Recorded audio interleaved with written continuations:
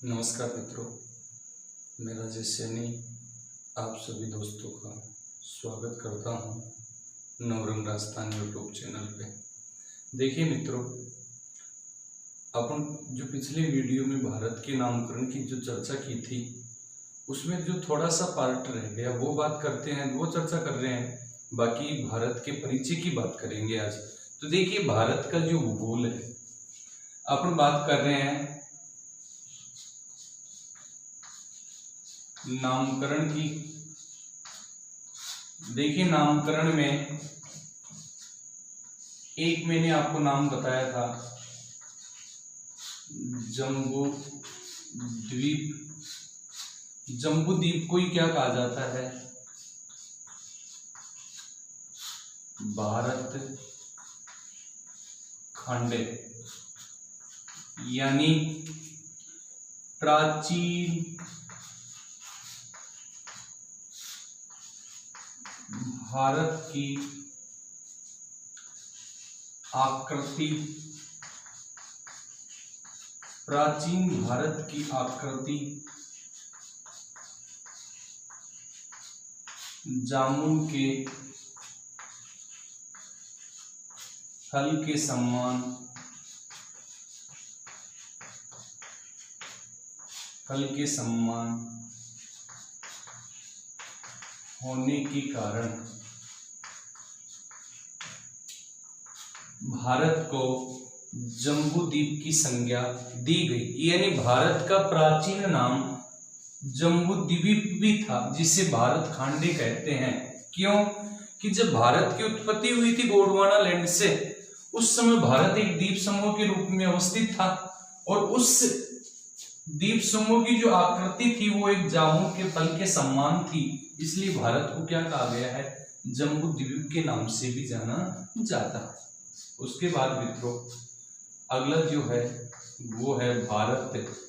अगले जिस नाम की बात कर रहे हैं वो नाम है कौन सा? भारत। देखिए, भारत, भारत शब्द का जो उल्लेख मिलता है,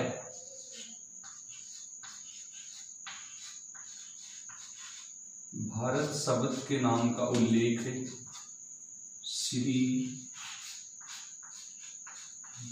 मध्य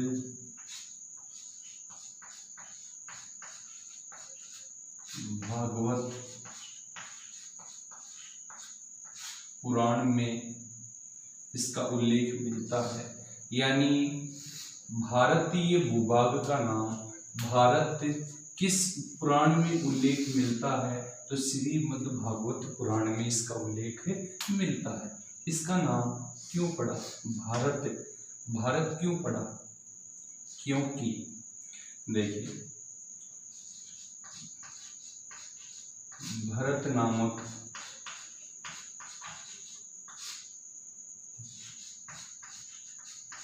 राजा के कारण, भरत नामक राजा के कारण इस भूभाग का नाम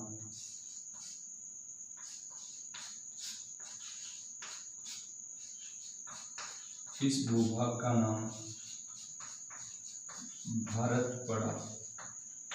इस भूभाग का नाम क्या पड़ा? भारत पड़ा। भरत नामक जो राजा थे, यह राजा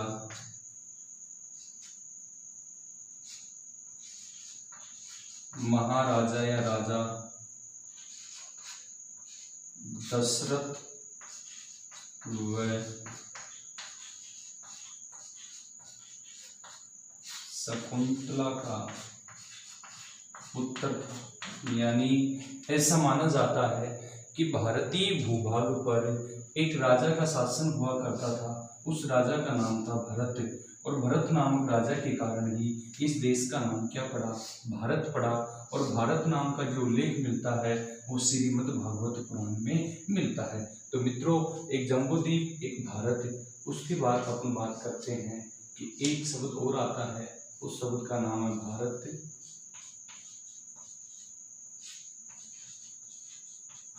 वर्ष। भारत वर्ष क्या है? यानी वायु पुराण में वायु पुराण में इस नाम का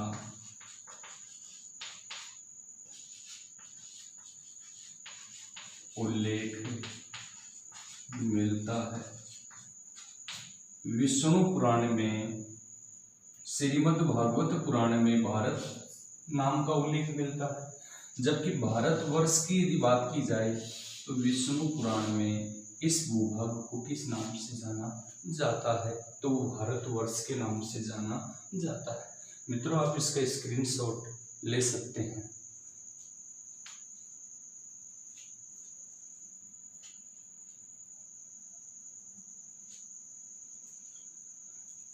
अपन भारत का जो भूगोल है वो बिल्कुल हर पंक्ति गहराई के साथ और धीरे धीरे मैं समझाने की कोशिश कर रहा हूँ, और मैं आशा करता हूँ कि जो ये मेरा वीडियो बनाए, मेरी जो क्लासें हैं वो आपके लाभदायक हो, और इसको आप ज़्यादा से ज़्यादा शेयर कीजिए और चैनल को सब्सक्राइब कीजिए, जिससे अपने दोस्तों को भी लाभ मिल सके।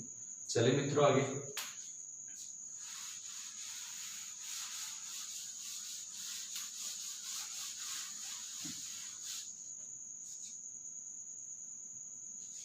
उसके बाद अगला जो आता है, एक है विष्णु पुराण।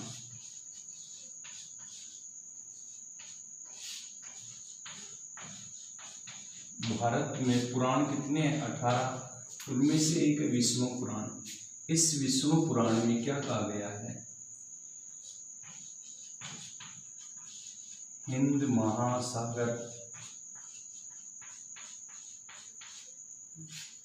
महासागर के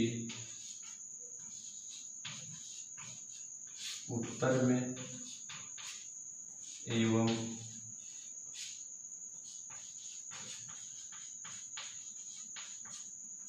हिमालय के दक्षिण में अवस्थित भूभाग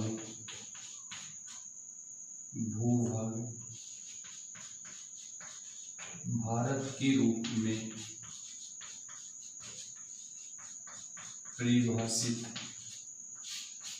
किया गया है,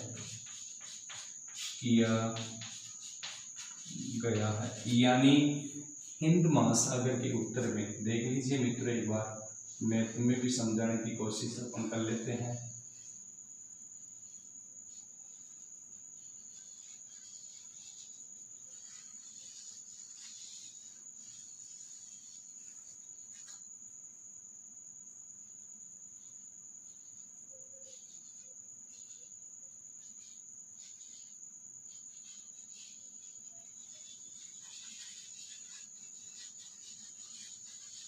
ये अपना भारत देश है।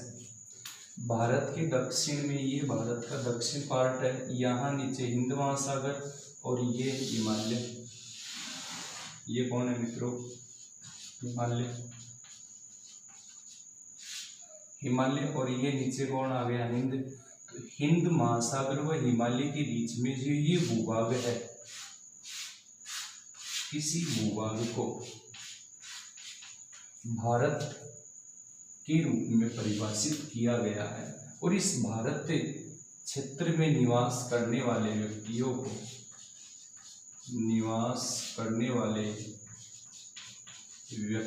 को भारतीय के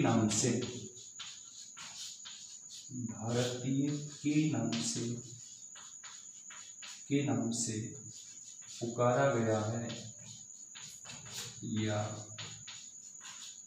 परिभाषित किया गया है। भारतीय क्षेत्र में निवास करने वाले व्यक्तियों को किस नाम से जाना जाता है मित्रों? भारतीय के नाम से। तो क्वेश्चन ये आएगा कि भारत शब्द का उल्लेख है।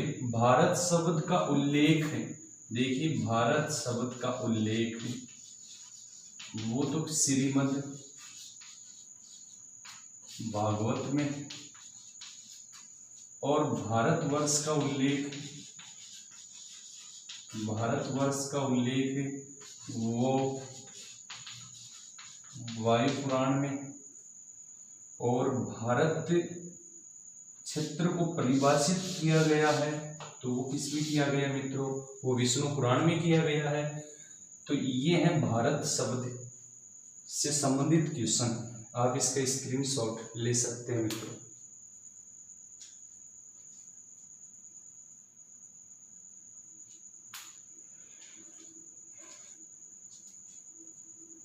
मित्रों अपने चैनल को ज़्यादा से ज़्यादा शेयर कीजिए, जिससे सभी को फायदा हो सके। इस लॉकडाउन में जो कोरोना एक वैश्विक महामारी के रूप में उभर के आई है, इसका अपन को डट के मुकाबला करना है। घरों में रहिए, सुरक्षित रहिए। घर से बाहर भी यदि आप जाते हैं तो मास्क का उपयोग कीजिए जरूर। इस बात का विशेष ध्यान रखिए और ये मत सोचना कि अपनी पढ़ाई डिस्टर्ब हो रही है, क्योंकि हम आपका सहयोग कर रहे हैं। और आप भी लगातार इन वीडियो को क्लासेस देखते रहिए लगातार, जिससे आपका रूटीन बना रहेगा। चलो मित्रों आगे।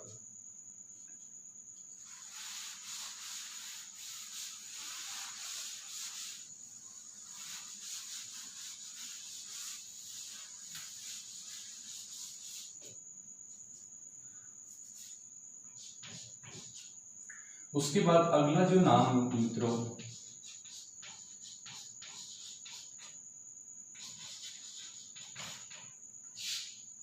अजनब वर्ष। देखिए प्राचीन समय में भारत को अजनब वर्ष के नाम से भी जाना जाता था। अज का अर्थ होता है, अज का अर्थ होता है धुआं, नभ का अर्थ होता है नाभि और वर्ष का अर्थ होता है देश। ब्रह्मा की नाभि के सम्मान वाला देश किस नाम से जाना जाता है? अजनब वर्ष के नाम से जाना जाता है। तो मित्रों ये भी अजनब वर्ष। उसके बाद अगली बात करते हैं। अगला जो नाम है अगला वो है इंडिया। कौन सा नाम है मित्रों? इंडिया। देखिए सामान्य भाषा में बात करते हैं। भारतीय भूभाग पर, भारतीय भूभाग पर एक नदी बहती, उस नदी का नाम है सिंधु नदी। कौन सी नदी मित्रों? सिंधु। इस सिंधु नदी को यूनानियों ने,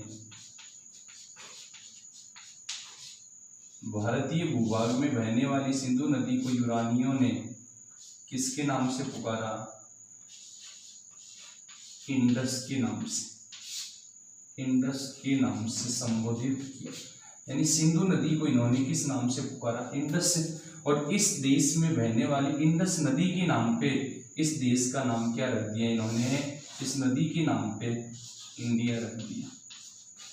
यानी भारत को इंडिया नाम किनके द्वारा दिया गया? तो वो यूनानियों के द्वारा दिया गया। किसके नाम पर? वो सिंधु नदी के इंडस नाम के में दिया गया। अगली पंक्ति, इंडिया जो शब्द है वह है ग्रीक ऑब्लिक यूनानी भाषा का शब्द है। इसे अपन बोलते हैं कि भारत को अंग्रेजी में इंडिया कहते हैं। और वास्तविक रूप से यदि देखा जाता है तो इंडिया अंग्रेजी भाषा का शब्द न होके बल्कि यह ग्रीक या यूनानी भाषा का एक शब्द है, जो यूनानियों के द्वारा इस भूभाग को नाम दिया गया इंडिया। किसके नाम पे?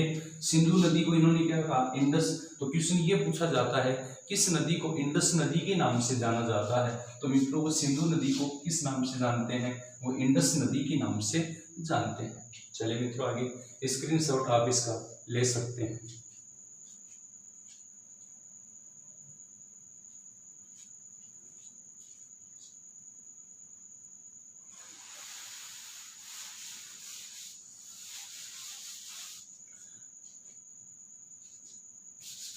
अगला जो नाम है वह नाम है मित्रों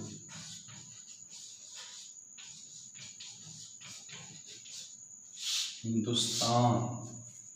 हिंदुस्तान देखिए ईरान वासियों ने भारत में बहने वाली सिंधु नदी को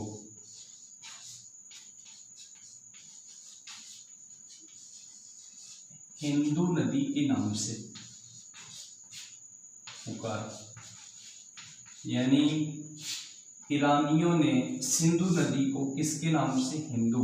ऐसी मान्यता है कि ईरान वासी स का उच्चारण किसमें करते हैं मित्रों? है में करते हैं। यानी स की जगह इन्होंने किसका प्रयोग करते हैं? है का। तो सिंधु नदी को इन्होंने हिंदू नदी के नाम से, और इस भूभाग को, यानी हिंदू नदी जिस भूभाग में बहती है, इसी कारण इस भारत देश या भारतीय भूभाग को इन्होंने हिंदुस्तान नाम दिया। क्या नाम दिया मित्रों? हिंदुस्तान। तो ईरान वासियों ने भारत को किस नाम से पुकारा? हिंदुस्तान के नाम से। और इस हिंदुस्तान शब्द का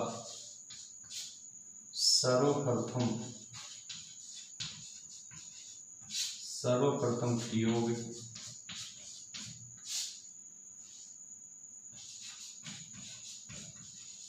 ईरानी इतिहासकार या शासक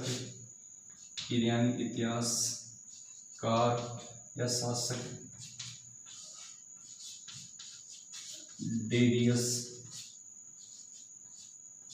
के द्वारा किया गया। यानी हिंदुस्तान नाम सर्वप्रथम किस विद्वान द्वारा दिया गया? तो ईरानी इतिहासकार, ईरानी शासक कौन था मित्रों? डेरियस के द्वारा। इन्होंने ईरान वासियों ने सिंधु नदी को क्या कहा? हिंदू। और हिंदू नदी के उपरांत इस भूभाग यानी भारत देश को किस नाम से पुकारा? हिंदुस्तान। ऐसी मान्यता है कि ईरान वासी हैं वो स का उच्चारण किस में करते हैं? वो है में करते हैं। इस कारण स को ही है बोलते हैं। तो सिंधु नदी को इन्होंने हिंदू का, और हिंदू नदी के नाम पे इन्होंने इस भूभाग का नाम क्या रखा? हिंदुस्तान रखा।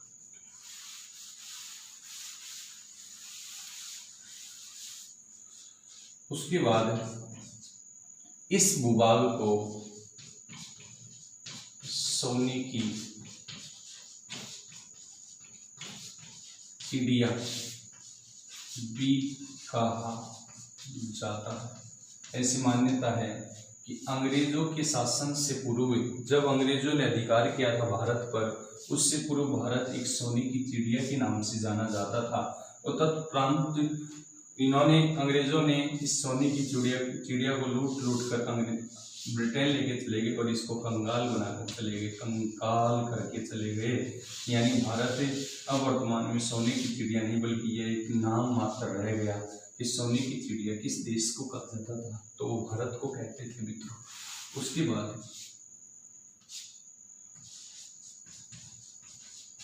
भारतीय संविधान में केवल भारत व इंडिया नामों का ही उल्लेख है। क्वेश्चन ये भी पूछा जाता है भारतीय संविधान में किन किन नामों का उल्लेख है?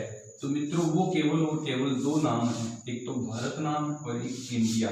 बाकी जो हिंदुस्तान है, जम्बू द्वीप है, आर्यवर्त है, भारतवर्ष है, उन नामों का उल्लेख नहीं मिलता, बल्कि वो केवल प्राचीन वेदों, ग्रंथों, साहित्यों में ही ये नाम रह गया है। तो ये मित्रों भारत का नामकरण जो टॉपिक था अपना। यदि आपको वीडियो पसंद आए तो इसको लाइक एंड शेयर जरूर कीजिए, और अपने चैनल नवरंग राजस्थान को ज़्यादा से ज़्यादा लाइक कीजिए, शेयर कीजिए और चैनल को सब्सक्राइब कीजिए, और बेल आइकन को दबाना ना भूलिए, जिससे आने वाले वीडियो सबसे पहले आपको प्राप्त हो सके।